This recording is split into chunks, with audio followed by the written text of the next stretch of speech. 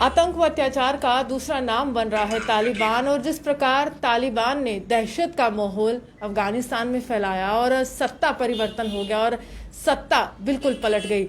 राष्ट्रपति गाजी देश छोड़कर चले गए हैं और कहीं ना कहीं जो आम जनता है वो त्राहिमाम कर रही है। कल की तस्वीरें विचलित करने वाली थी। हवाई अड्डों पर लोगों का हुजूम लग चुका था और कुछ लोगों ने तो हवाई जहाज के टायर को पकड़कर भी वहां से भागने की कोशिश की, लेकिन उनकी मौत हो गई।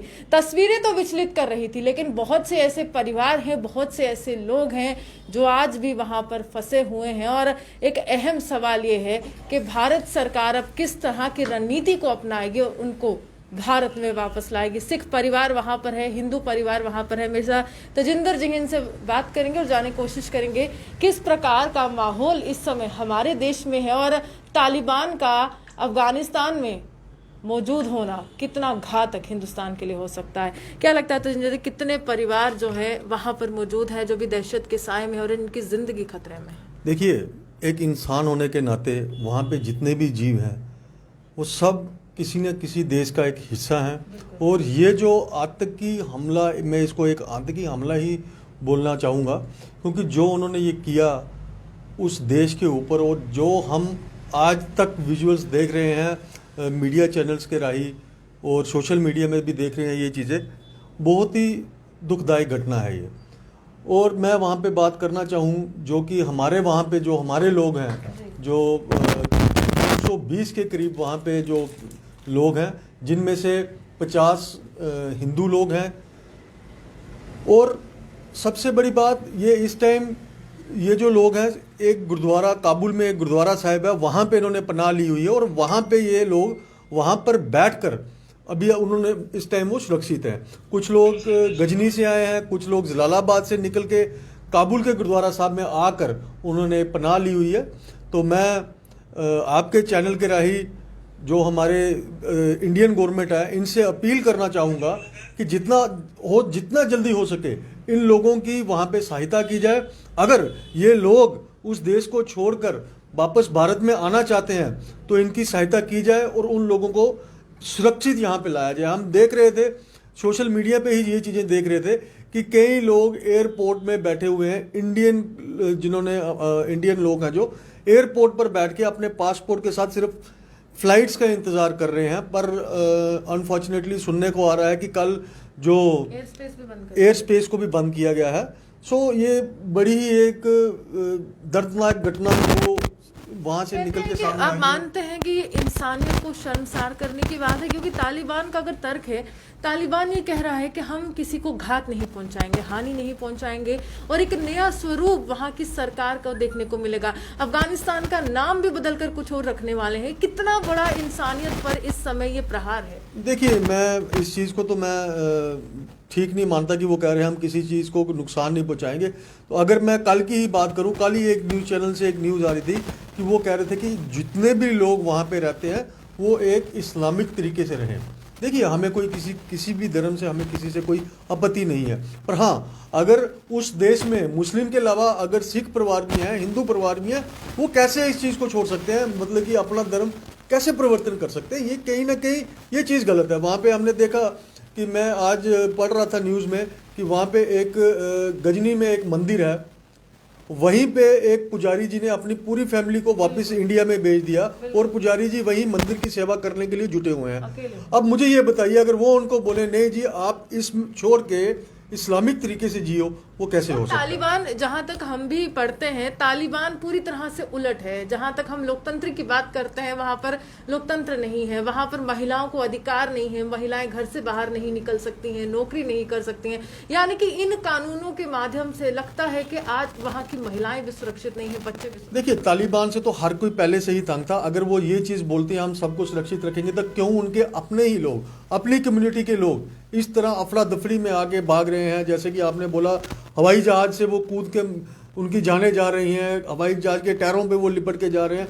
इस टाइम वो मतलब कि उनको अपनी मौत नजर नहीं आ रही कि वो हवाई जहाज के बाहर बैठ के सफर करने से मतलब कि इतना डर निकलना है, इतना डर उनको उन तालिबानियों का है। अगर वो तालिबानी इतना उनको बोल रहे हैं कि नहीं भाई हम यहाँ पे आप सुरक्षित, हम आपकी सुरक्षा की जिम्मेवारी लेते हैं, तो फिर उन्हीं की कम्युनिटी के लोग ऐसे अफरा तफरी में आके क्यों देश छोड़ के भाग रहे हैं, ये काफ़ी दुखदाई घटना है जो उस देश में इस समय ये बीत रही है।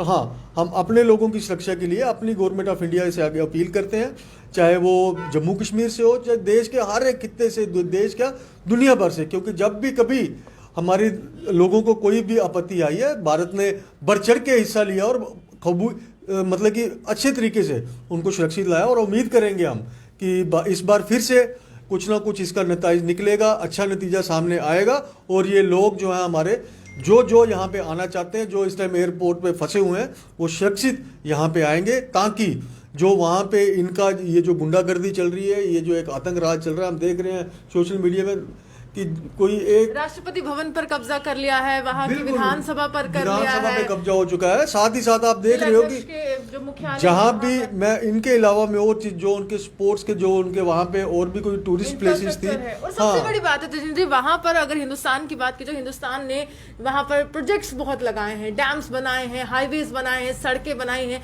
और भारत का बहुत ज्यादा पैसा वहाँ पर लगा, क्योंकि भारत हमेशा से एक ऐसे रिश्ते में विश्वास रखता है जो सुखद रिश्ता होता है, खुशहाली का होता है। देखिए हमने तो यहाँ तक भी पढ़ा है कि वहाँ के जो राष्ट्रपति भवन है, वहाँ का जो ओपनिंग है, वो भी प्रधानमंत्री साहब ने, नरेंद्र मोदी जी ने वहाँ पे जाके की थी।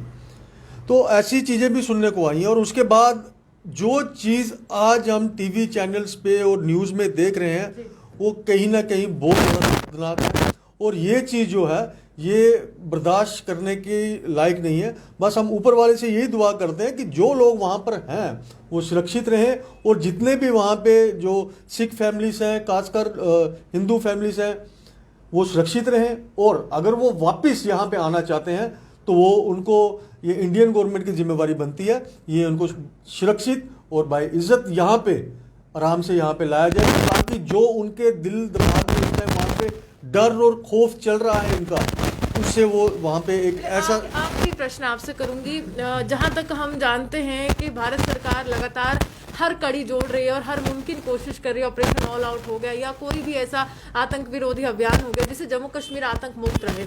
अफगानिस्तान की सीमा, पाकिस्तान की सीमा जम्मू कश्मीर से कुछ ही दूरी पर है, तो लगता है कि अब आतंकवाद का दायरा अगर वहां से पाकिस्तान को पूरी तरह से पाकिस्तान संरक्षण दे रहा है, चाइना संरक्षण दे रहा है, तो जम्मू कश्मीर के लिए यहाँ पर सुरक्षा के लिहाज से खतरा है कि आतंकी यहाँ भी आ सकता है। देखिए, आतंकी कब जम्मू कश्मीर में नहीं है, आप दूर क्यों जा रहे हो। अभी पिछले हफ्ते की बात देख लीजिए, जो ग्रेनेड अटैक राजौरी में हुआ, जिसमें एक नन्हे से छोटे बच्चे की जान गई, आतंकी का कुछ नहीं गया। आतंकवाद जो है जम्मू कश्मीर से कभी ना गया था, तो ना ही अभी तक गया है।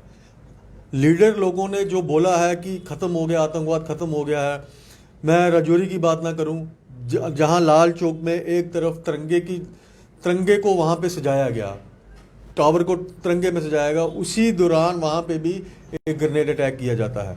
सो आतंकवाद की बात आप जम्मू कश्मीर में तो छोड़ ही दीजिए, क्योंकि ये ना कभी कम हुआ था तो ना अभी तक कम हुआ है, ये सिर्फ एक खोखले वादे। हाँ, रही बात पाकिस्तान की, पाकिस्तान ये जो हरकतें हैं, ये अपनी जो घुसपैठ करवाता है, ये इस चीज़ से बाज नहीं आएगा, ना ही ये कभी बाज आ सकता है, क्योंकि उसका एक मोटिव ही यही है कि हर एक देश में माहौल ख़राब करना हो, दहशत फैला के रखनी। पर मैं इस टाइम जो हमारा मेन मुद्दा, आपको शायद याद होगा कि पिछले साल भी 27 मार्च को मेरे ख्याल से एक गुरुद्वारा साहब में अटैक किया गया था, जिसमें 26 से 27 लोगों की जान गई थी। वो भी जो अटैक था वो भी इन्हीं दरिंदों की वजह से हुआ था।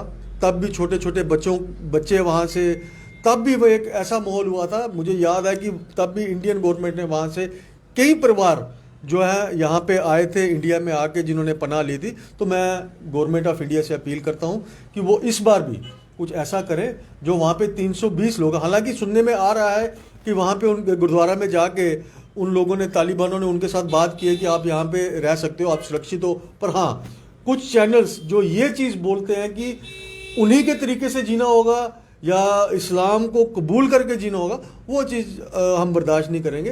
तो हम यही उम्मीद रखेंगे गवर्नमेंट ऑफ इंडिया से कि जितनी जल्दी हो सकता है उनकी सुरक्षा की जाए। और अगर वो यहाँ पर आना चाहते हैं, क्योंकि अपना घर, जो बंदा जिस जगह पे रहने वाला है, कई समय से वहीं पे रह रहे हैं, जो वहीं की पैदाश है, उनको अपना सारा कुछ वहाँ पे छोड़कर आना बहुत बड़ा जिक्र चाहिए। और मैं चाहूँगा अगर तो कोई आना चाहता है तो गवर्नमेंट ऑफ इंडिया उसकी ज़रूर हेल्प करे। चलिए, साफ तौर पर भारत सरकार लगातार ये कोशिशों में लगी हुई है कि किस प्रकार जान माल का नुकसान नहीं हो और प्रत्येक व्यक्ति जो हिंदुस्तान में आना चाहता है, यहाँ पर पनाह लेना चाहता है, चाहे वो किसी भी धर्म का हो, वो यहाँ पर आए।